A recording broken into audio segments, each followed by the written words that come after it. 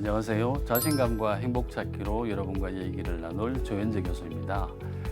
저는 상담 심리학이 전공인데요. 대학에서 오래 근무하다 보니까 어려운 현실에 힘들어하거나 지금보다 더 발전하고 싶어하는 많은 청년들을 만났습니다. 사회가 경쟁이 치열할수록 살아가는 것이 쉽지만은 않을 텐데요. 이번 주제는 자제를 위해서 힘들어하고 다시 자신감을 회복하자 하는 모든 분들에게도 바로 적용되는 이야기가 될 것입니다. 앞으로 자신감과 행복 찾기라는 주제로 총 4번에 걸쳐서 여러분과 같이 고민해 볼 예정입니다. 나는 왜 무기력한가? 스트레스로부터의 자유, 원하는 직업의 성취, 긍정적이고 행복한 삶이 그 주제입니다. 오늘은 그 첫 번째 시간으로 무기력에 대해서 알아보고자 합니다. 첫 주제가 나는 왜 무기력할까라는 조금 무거운 주제인데요. 무기력이라는 것은 쉽게 풀어서 이야기하면 뭘 해도 되는 것이 없고 하고 싶지도 않고 해도 안 될 것 같고 시도조차 하기 싫은 상태를 의미하는 것입니다. 그렇게 이해하시면 정확한 이해가 될 것 같습니다. 우리 사회에서 의외로 많은 사람들이 이런 느낌들을 경험합니다. 경쟁이 치열한 사회일수록 이런 어려움을 느끼시는 사람들이 많습니다. 성취보다 좌절이 일반적이니까요. 그리고 그런 상태에서는 제대로 자신의 능력을 발휘하기가 아주 힘들죠.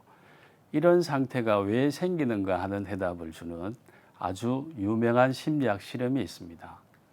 그것은 마틴 실리그만이 개를 대상으로 한 학습된 무기력 실험입니다. 저도 반려견을 키우는데 지금의 관점에서 보면 좀 잔인한 실험이긴 합니다만 오늘 주제와 밀접하게 연관된 실험이라서 언급하겠습니다. 연구는 개를 두 집단으로 나누어서 한 집단에게는 자신의 노력으로 피할 수 있는 전기 쇼크를 주고 다른 집단의 개들에게는 어떻게 해도 전기 쇼크를 피할 수 없게 합니다. 두 번째 집단은 반복적으로 실패를 경험하게 하는 거죠. 그 이후에 아주 쉽게 전기 쇼크를 피할 수 있는 상황을 만들어 두고 두 집단의 개를 놓고 그 반응을 비교하면 결과가 아주 충격적인데요. 먼저 전기 쇼크를 피할 수 있었던 집단의 개들은 아주 쉽게 분리대를 넘어서 전기 쇼크를 피했는데 이전에 어떻게 해도 전기 쇼크를 피할 수 없었던 좌절을 겪은 개들은 단순히 일어서서 넘어가기만 해도 전기 쇼크를 피할 수 있는 상황에서조차 미동도 하지 않고 누워서 가만히 전기 쇼크를 받고 있었던 것이죠. 이것이 시사하는 점이 바로 오늘 주제의 포인트입니다. 여러분들이 좌절을 반복적으로 경험하게 되면 앞으로 내가 노력을 해도 안 될 것이라는 부정적 생각을 하게 되고 그런 생각은 어떤 행동적 시도도 하지 않게 만들어서 결과적으로는 실패를 더 많이 경험하게 하는 악순환이 벌어집니다. 유사한 일이 스코트란의 코끼리에게서도 일어납니다. 여러분들 스코트란의 코끼리를 본 적이 있을 텐데 스코트란의 아주 큰 코끼리는 아주 조그만 쇠막대로 땅에 고정을 시켜도 도망가지 않습니다. 왜 그럴까요? 그것은 그 코끼리가 어린 코끼리일 때 큰 나무에 묶어 놓아서 도망가려고 많은 시도를 해도 도망갈 수 없었던 반복된 좌절의 기억 때문에 무기력에 빠져 있기 때문이죠. 학업이든 취업이든 실연이든 우리가 겪는 반복된 좌절은 우리의 동기와 의욕을 상실하게 만들고 더 이상 열심히 노력하지 않게 되면서 점점 더 부정적인 상황에 빠지게 만듭니다. 지금 여러분들이 겪는 좌절은 무엇인가요? 많은 노력을 했는데도 이루어지지 않은 일은 무엇인가요? 이제는 더 노력해도 소용없다는 생각이 드십니까? 그렇다면 지금 여러분들도 무기력의 언저리를 맴돌고 있는 것입니다. 무기력의 상태는 비유를 하자면 중립기어가 들어가 있는 자동차와 같습니다. 단 1m도 움직일 수가 없죠. 그동안 여러분들이 다양한 경험을 통해서 여러분들이 가지게 된 많은 장점과 특기들이 몇 번의 반복된 좌절을 통해서 전혀 발휘되지 않는 상황이 올 수 있다는 것입니다. 내가 가진 능력의 절반이 아니라 10분의 1도 발휘하지 못할 수가 있다는 것이죠.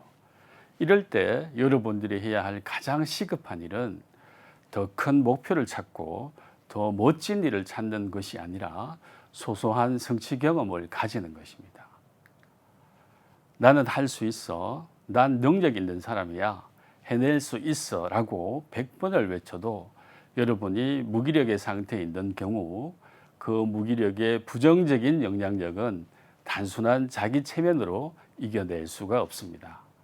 작지만 내가 구체적으로 무언가를 해낸 그 기억들이 나는 능력이 없어, 난 그것을 해낼 수 없어라는 부정적 생각을 뛰어넘어서 구체적인 기억을 통해 아니야, 난 해낼 수 있어라고 얘기해 줄 수 있습니다. 주말에 근처 산 위에 올라가 보기, 명화 따라 그리기 키트 완성해 보기, 내가 목표한 곳까지 자전거를 타고 돌아오기 등이 아주 좋은 계획일 수 있습니다. 몸을 움직여서 정상의 바람도 느껴보고 비슷하게 그려진 키트를 보고 뿌듯해 보고도 하는 구체적인 경험은 여러분의 삶에 새로운 가능성을 열어주는 소중한 성취로 자리 잡고 무기력으로부터 빠져나올 수 있는 기회를 만들어줍니다. 대학에서 무기력과 관련된 어려움을 겪는 학생들을 만날 때가 있습니다. 제가 전공이 상담심리학이기 때문에 학교에서 많은 학생들을 만나게 되는데요.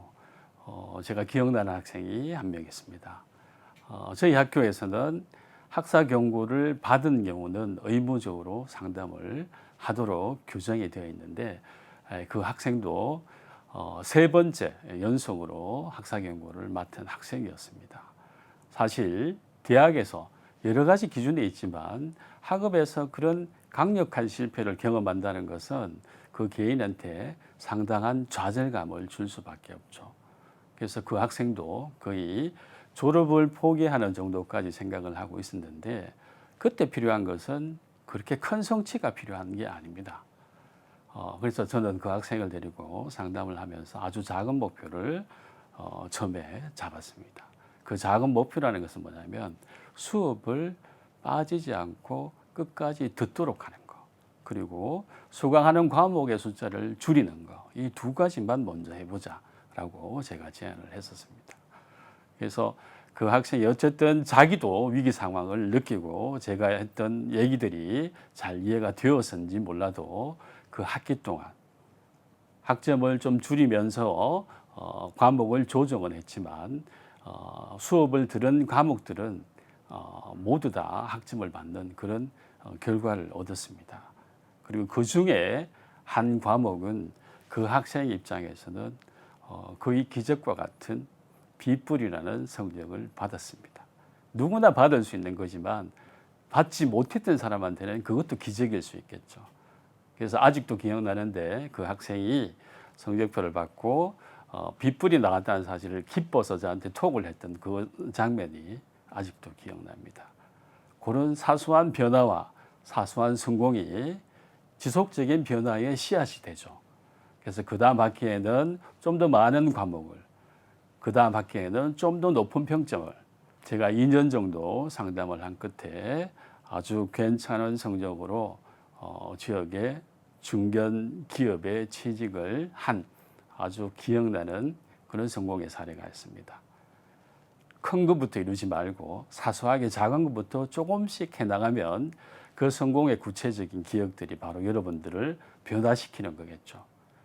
그래서 작은 행동을 시작하는 거, 그게 무기력을 극복하는 가장 중요한 포인트다, 이렇게 자신 있게 얘기할 수 있을 것 같습니다. 무기력을 느끼십니까? 나만의 작은 계획을 만들고 움직여 보십시오. 살아가다 보면 누구나 어려운 시기를 겪을 수밖에 없습니다. 누군가는 조금 일찍 혹은 조금 늦게, 조금 작게 혹은 크게 겪게 됩니다.